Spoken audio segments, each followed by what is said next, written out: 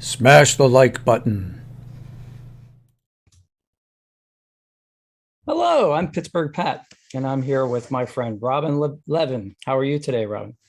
I'm fine, yeah. Well, it's good to see you. It's good to meet you finally in person. Robin and I have known each other for quite some time via the internet, but we finally get a chance to speak and see each other. This is wonderful. So before we start, I just want everybody to press like for us so that more people will be able to see this video and benefit from it and keep our channel alive. Appreciate that. So Robin and I met because you have a Facebook group, and it's about ancient Roman history. Is that right?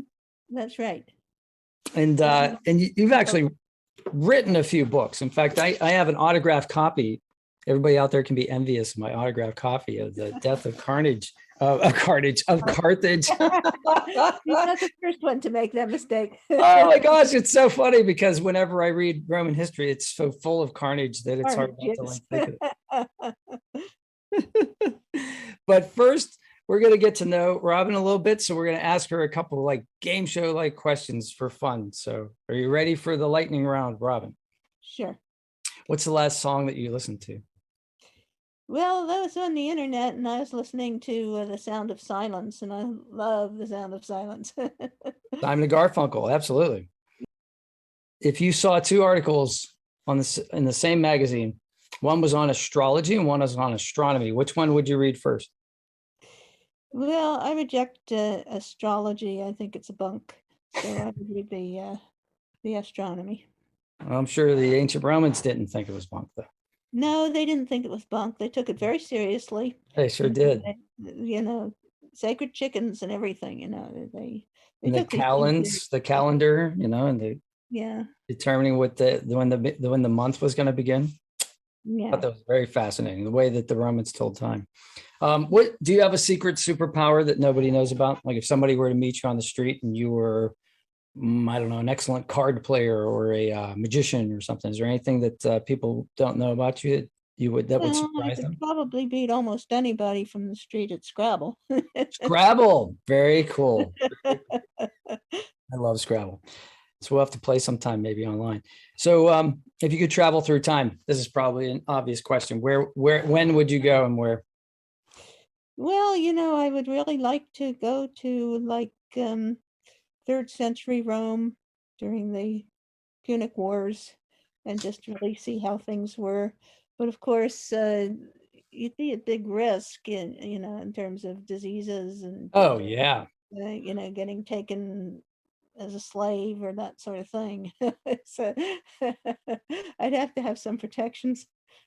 I said that to my friend the other day. We were doing an interview, and I said, that's the reason that people probably don't travel through time is because the diseases, the vaccinations, it's probably too intense, to try to all the things that you'd be exposed to. But there is a passage in Livy, which is kind of weird that I read. It's after Trasimene, and there's I talk about all the portents, right? Among the portents, there's like a baby that cries victory, and there's a cow that triumphant.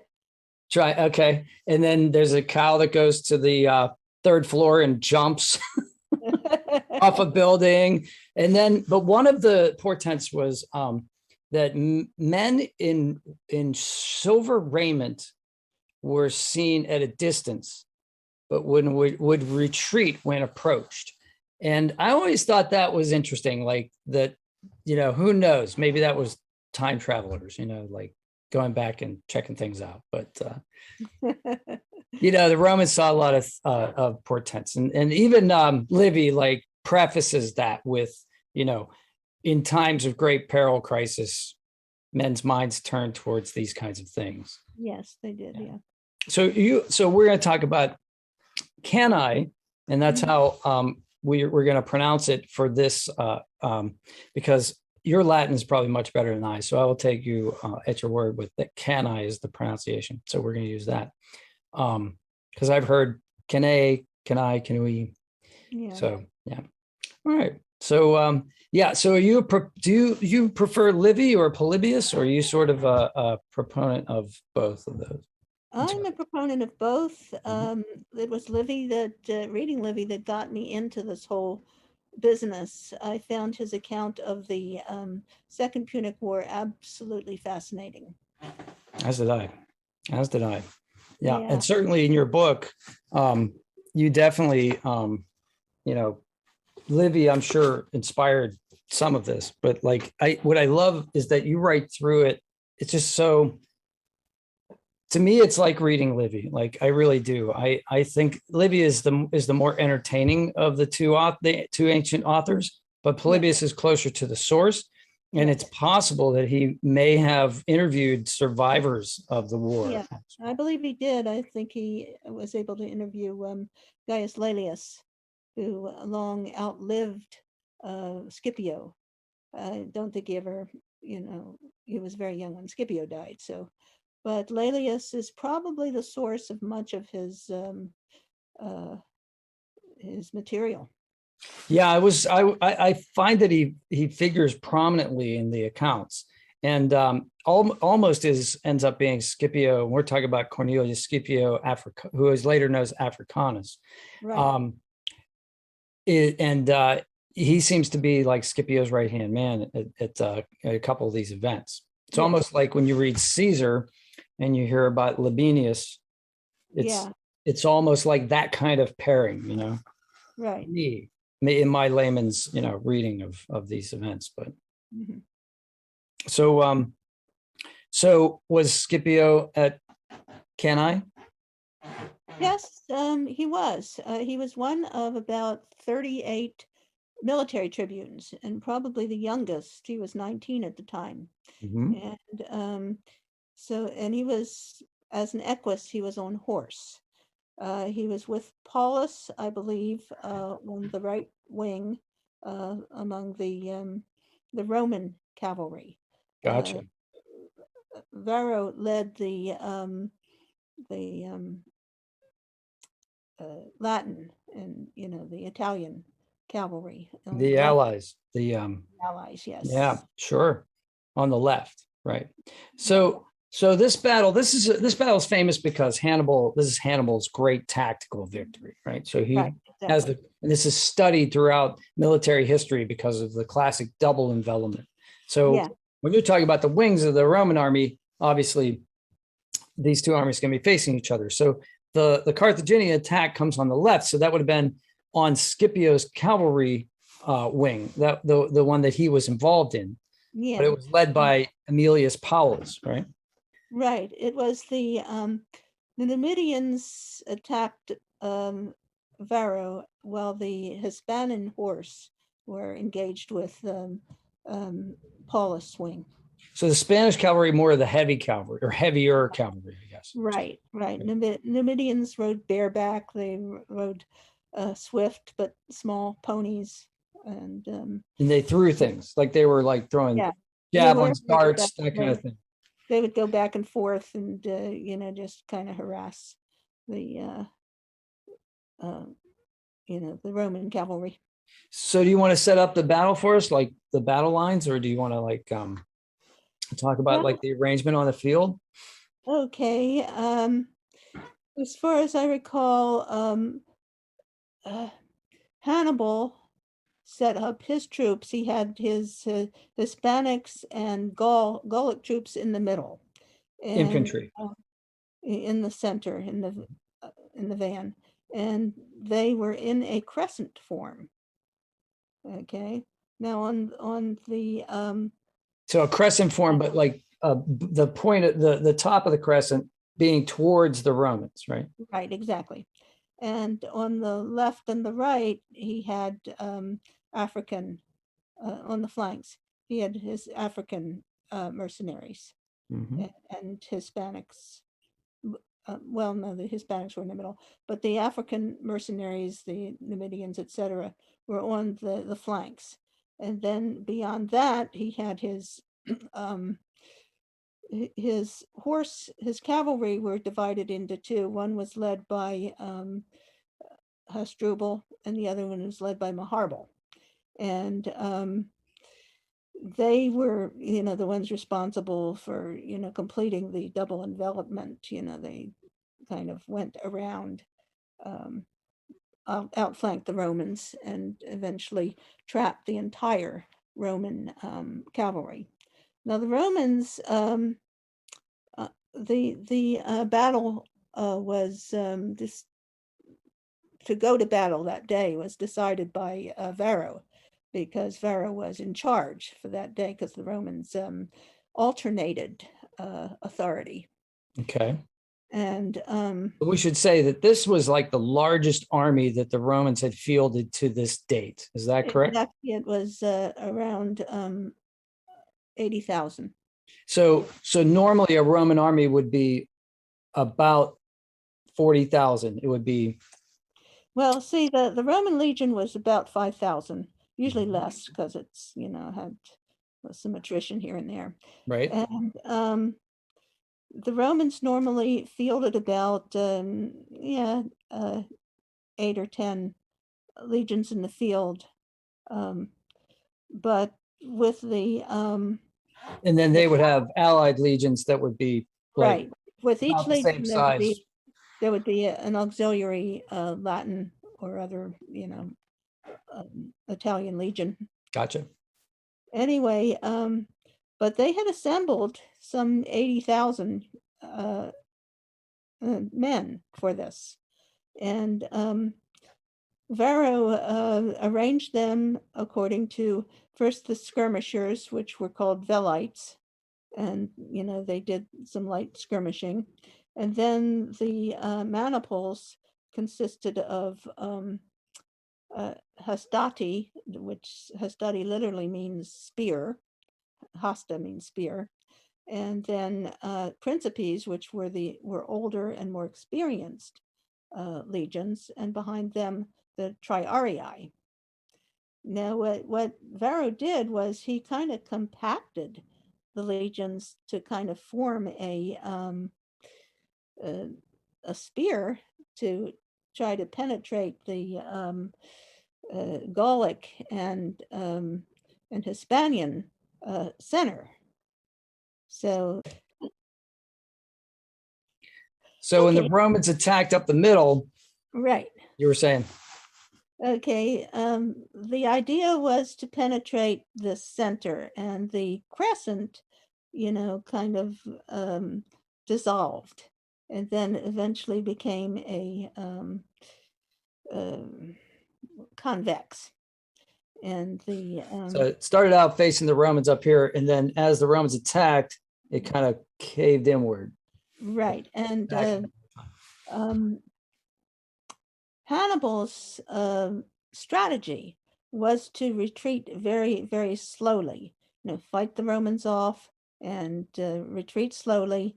And basically he's sacrificing these Gallic and Hispanian forces, but he's having them, retreat very, very slowly, so that it gives him time for the Punic and Numidian, well, the Hispanian and Numidian cavalry to defeat or to rout the Roman cavalry, and then because I think he was outnumbered in infantry nearly 2 to 1, not quite 2 to 1, but it was pretty significant. But he actually Hannibal actually had more cavalry and better quality cavalry than the Roman army did. Is that correct? That's true. So he was playing to his strength. He was playing to his strength, and eventually the two branches of Hannibal's Carthaginian cavalry would go around and outflank the Romans. So what basically happens was that Hannibal prepared a trap for the Romans, got them all surrounded by both cavalry and his African troops, and then started to compress them so that they couldn't move.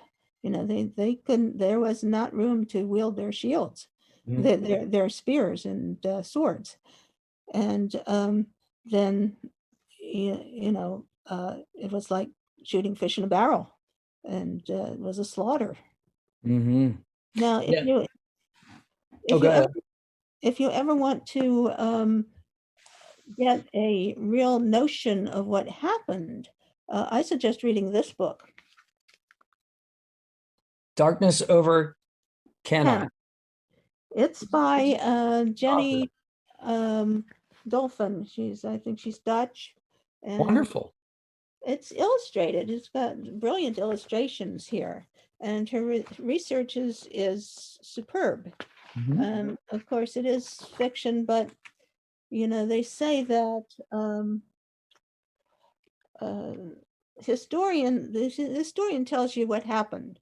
The writer of historical fiction tells you how it felt, and she Mhm. does a tremendous job in telling, relating the events of the day and telling from various points of view how it felt.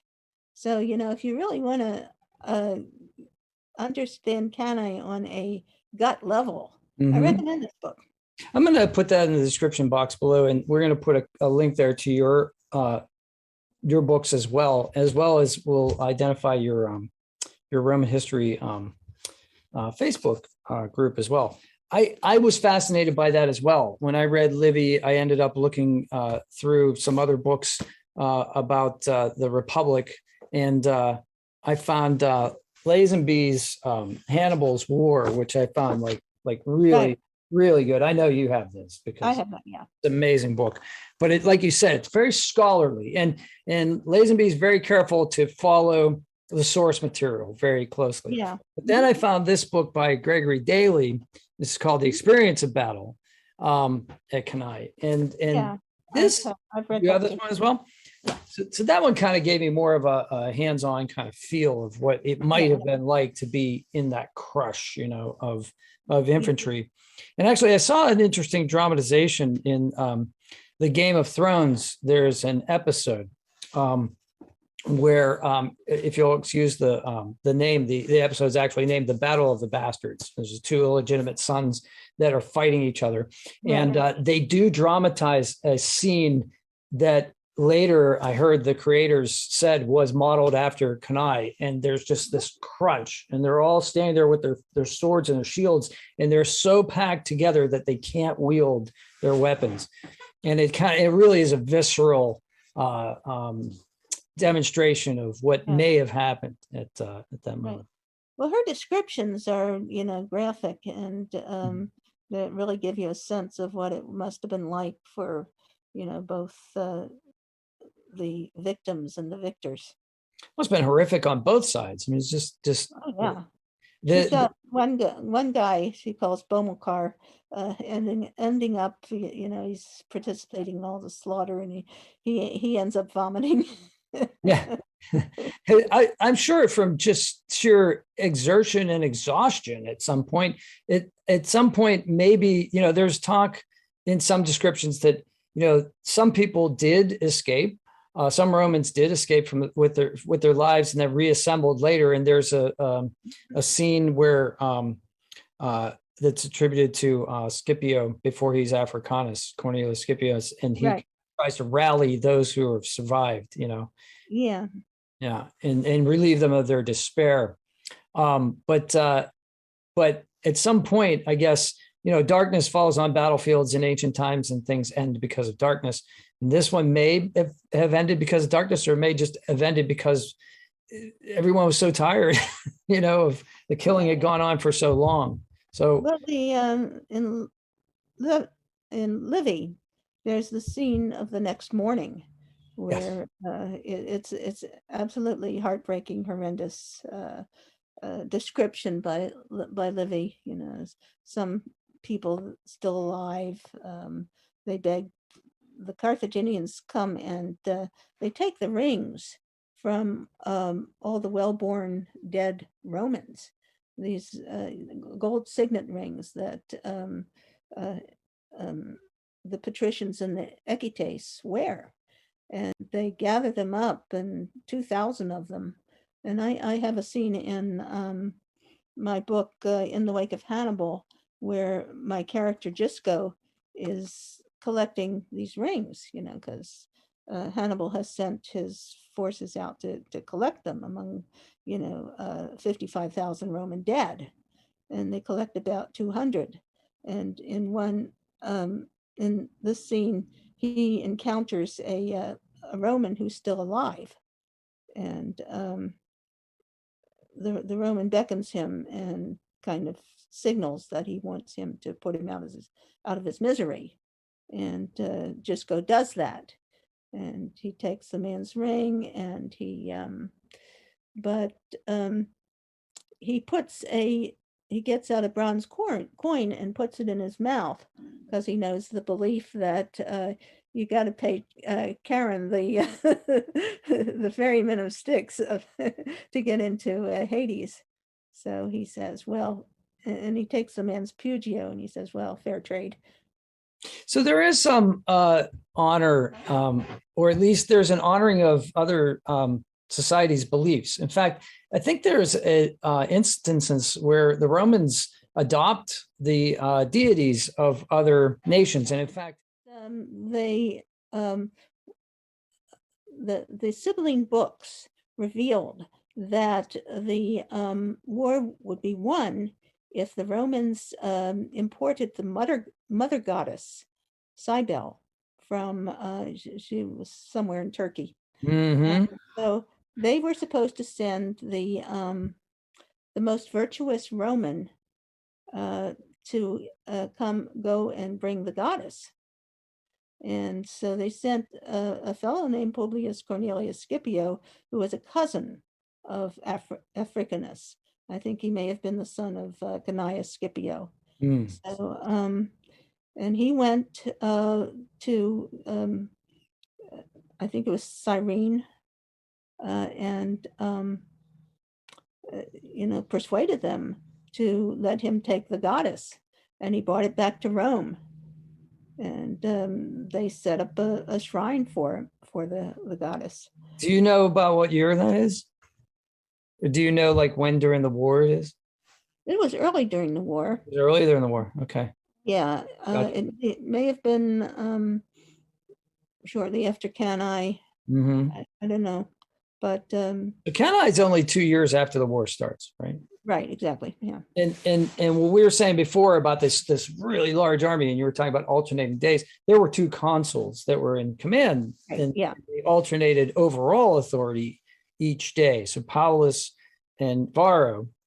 Right. But also, Varro gets a lot of, people talk about Varro because they say he was, hot-tempered, and the way he arranged the troops was, unconventional, and the striking up the middle was, was a dullard's like strategy, and all this sort of thing. But, so he kind of gets a bad rap.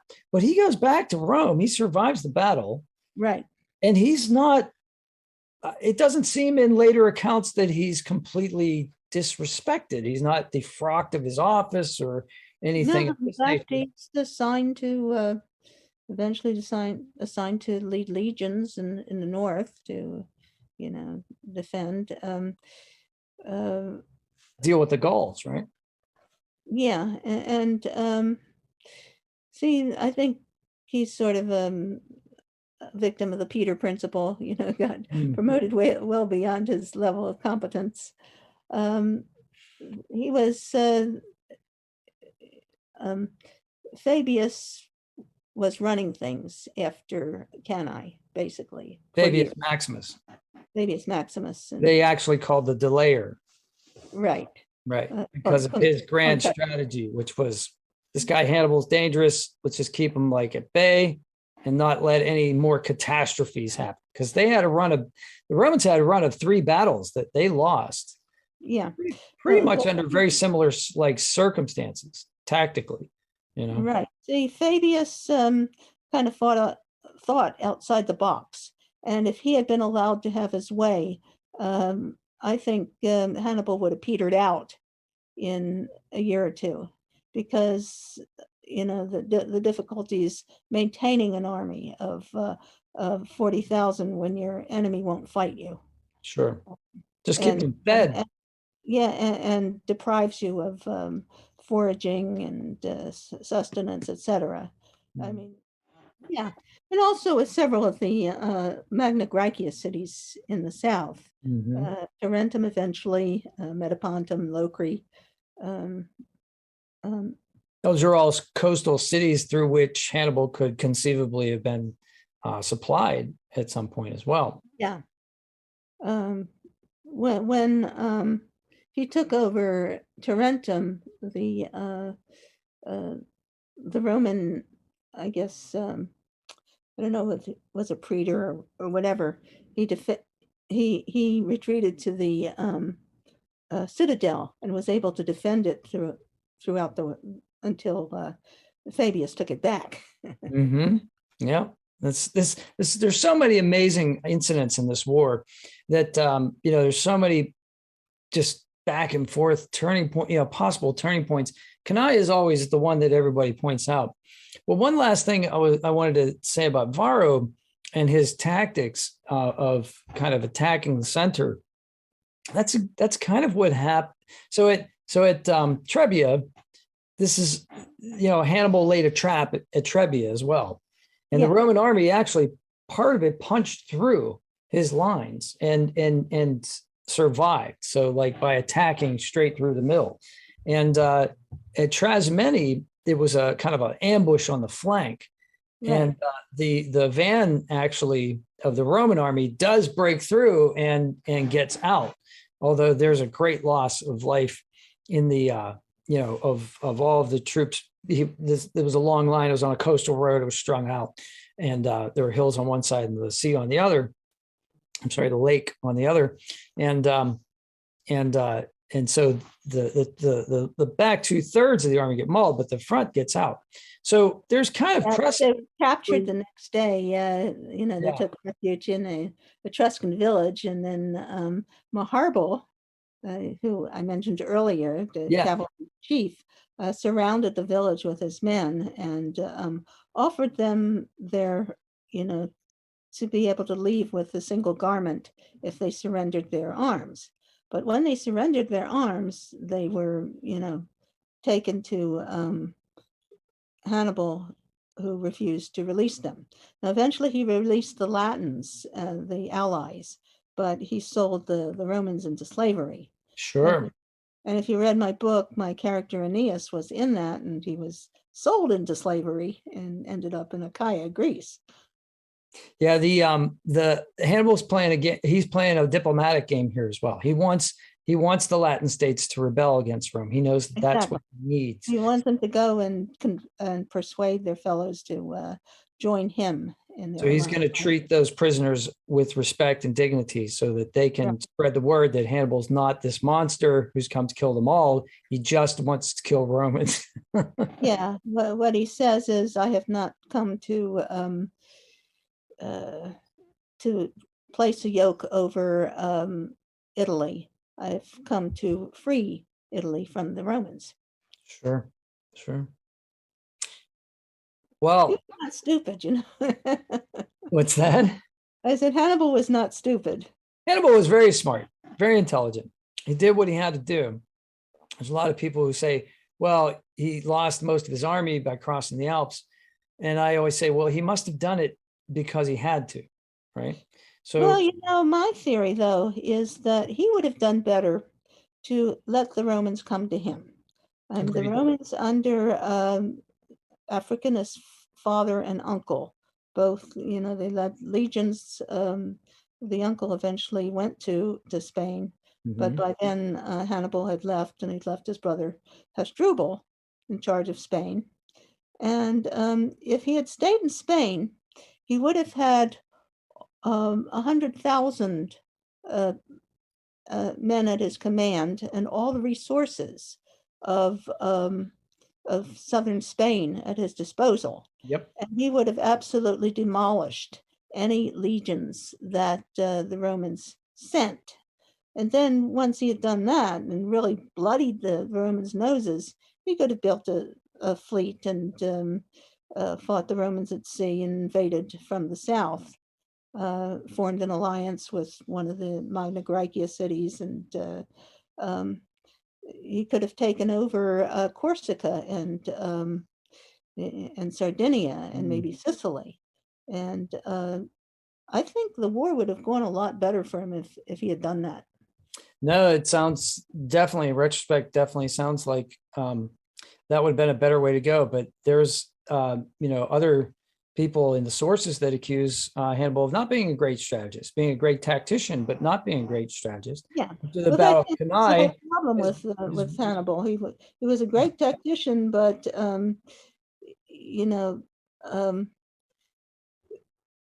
like Fabius was a great strategist, but not a great tactician. Hannibal was a great tactician, but not a great strategist. The overall thing, he got it wrong. Well, is it Maribal who says after Cannae says to Hannibal, you know how to win a victory, but don't know how to use it. Exactly. Is that Maribal? And Hasdrubal, now there's a couple Hasdrubals. This gets a little confusing. So there's the brother in Spain who's fighting, is Hasdrubal, is fighting the Scipios in Spain, the uncle and Scipio Africanus, his father. But then there's the Hasdrubal who's the cavalry commander on the flank who really kind of wins the battle. I mean, yes, the delaying action of the infantry is in there, but if it weren't for the initiative of Hasdrubal to make the Roman cavalry flee, and then instead of pursuing them, turning and helping to crush the allied cavalry, because the Numidian cavalry is light cavalry, he comes upon them from the rear and then scatters them. And then the mass of Roman infantry is naked, has no cavalry screen, and he is able to help to. So that was the whole plan. I think that Hannibal conceived. Yeah. And he had to coordinate it with both Maharbal and Hasdrubal. Yeah. So do we know that Hasdrubal? Do we know if he's related to Hannibal at all, or is that just a common Punic name? It's a very common Punic name in Darkness over Cannae. She refers to him as Hasdrubal the Ugly, and not because he was ugly, because to contrast him with Hasdrubal the Fair, who was Hannibal's brother-in-law. Well, we could discuss my books. Sure, let's. Okay, this first one, The Death of Carthage, I have and read, and I actually have your signature. All right. Okay. Thank you. And that's when we met. We met in 2017, I think we met, and online. There is in the Wake of Hannibal. Now, the Death of Carthage is told from the Roman point of view. This is told from the Carthaginian point of view. Excellent. So, are you still using Livy for that, or are you using other? I know there are some sources that say, oh gosh, I know the names, but there's two non-existing works apparently that are referred to by other Roman historians. Yeah. Well, there's Fabius Pictor. I wish I had him. Yeah. That's what I was going to say. So you talked about Livy's account after the battle, and unfortunately, Polybius's book after the battle is lost. So we have the Battle of Cannae, but then it stops, and there's a lacunae until I forget, but it's later on in 2016. It may even be 2015. I'm sorry, 216, 215 BC. Yeah, unfortunately, a lot of Polybius has been lost. Yeah, but Fabius Pictor would be wonderful to read. Yeah, there's only fragments of that, right? And I would love to have Scipio's memoirs. Oh gosh. And I would love to have Plutarch's lives of Scipio. Both Scipio Major and Minor, he wrote lives, and they've been lost. And then if you're interested in the Third Punic War, where the Romans destroy Carthage, I have a book called The Last Carthaginian. Carta de Lengo Est, right? Yeah, and the story is told by two children, Oh, Carthaginian children who survive and are sold into slavery. And then for lesser works, if you're interested in Fabius, I have Maximus, warts and all. you actually gave me a copy of that. I have that. Oh, okay. Yeah. And then the only other work, Roman work I have is Sempronia, the sister of the Gracchi, and it tells the story of the Gracchi, but that's, another close to century after, 80 years after. So are all of these available on Amazon? Yeah, they're all available on Amazon. Excellent. Uh, did you get around to reading the work in progress I sent you about Scipio? I didn't read the entire 90 pages you sent me, but I do have some comments on what I've read so far. So Okay. I'll give those to you, but not in this format. But Okay. yeah, so I'm looking forward to reading more. I really enjoyed it. What I've read so far. That's the thing. Robin is a wonderful visual writer. It's very, I find that Robin's work is very easy for me to see. Her descriptions are very clear, and her attention to detail, to historical detail, is impeccable. So if you were to follow along with Livy and Levin, Livy, there's a little bit of play on words there. You may be able to follow. You may be able to see some, that you're very faithful to the source material, which I really like, because it's fun as an author to take our flights of fancy, but it's also nice when the story is interesting enough to tell itself that it doesn't need a ton of embellishment. It just needs to be told in a straightforward, way. Yeah. Exactly. This story told itself. Yeah. Well, they're great. It's great. You can't make this stuff up. Some of the stuff is just so amazing. You just can't top it if you tried. So, but yeah, that's great. So I'm gonna link all those works in the description, and make sure that a lot of people get to know and read your material. So Okay, well, that'd be great. well, thank you so much for doing this interview today. This was wonderful, and of course we can talk about all sorts of Roman history, but Cannae is always like a focal point. And the anniversary just passed. It was August, Yeah. right? Yep. 16 BC. Yeah. They're pretty sure that date. Now, in my knowledge, they don't really even know what side of the river it was fought on. Like, there's a lot of discrepancy as to which way the Romans were facing. And there's descriptions of the river being on one side, but nobody, in one description, About it is wind that in their the Alphetus may have changed course. Exactly. Oh, I'm sure. Yeah. I theorized that it was held on the north side. If the river was going east-west. Gotcha. But I could be wrong. Yeah, I mean, there's still, and as far as I know, there's no archaeological evidence. So none of those signet rings have been found.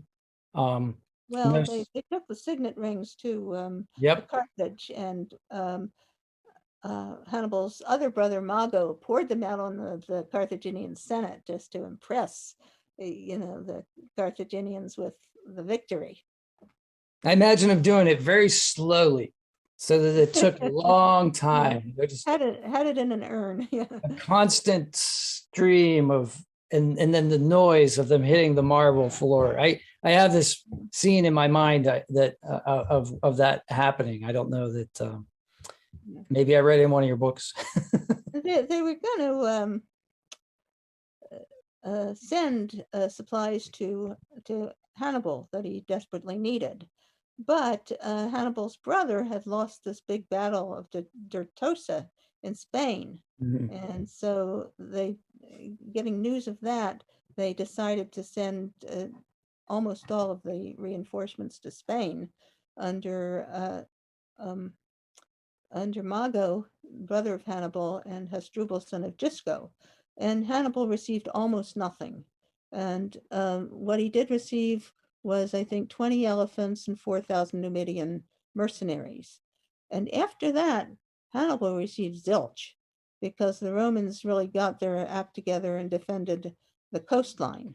So from 215 BC, when Hannibal received that onward to 204 BC or 3 BC, when he goes back to Africa, he received basically nothing from Carthage. Right.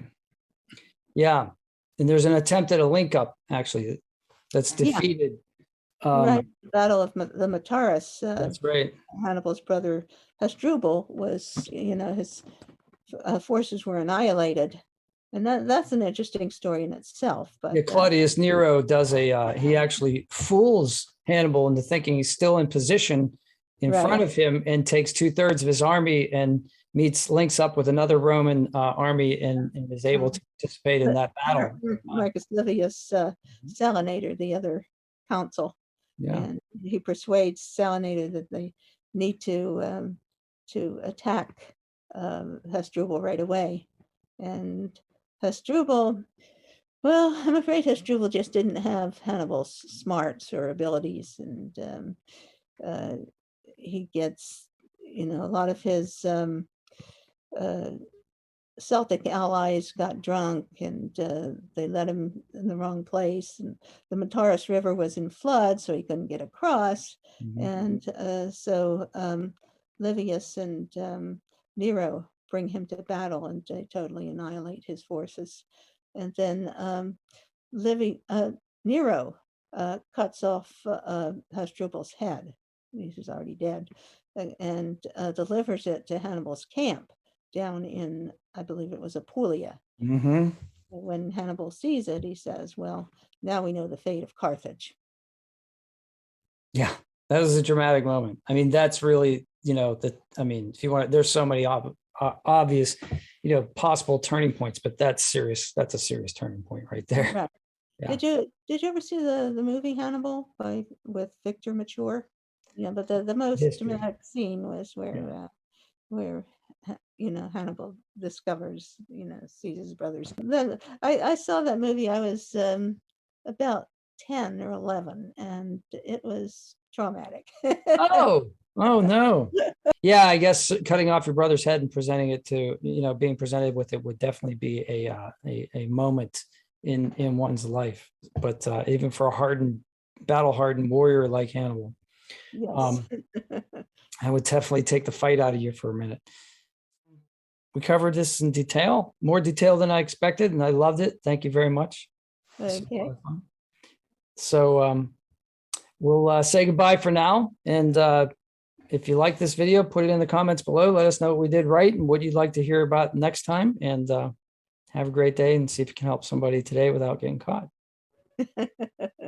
Okay. Nice talking with you, Pittsburgh Pat. And we'll be in touch. Thanks, Robin.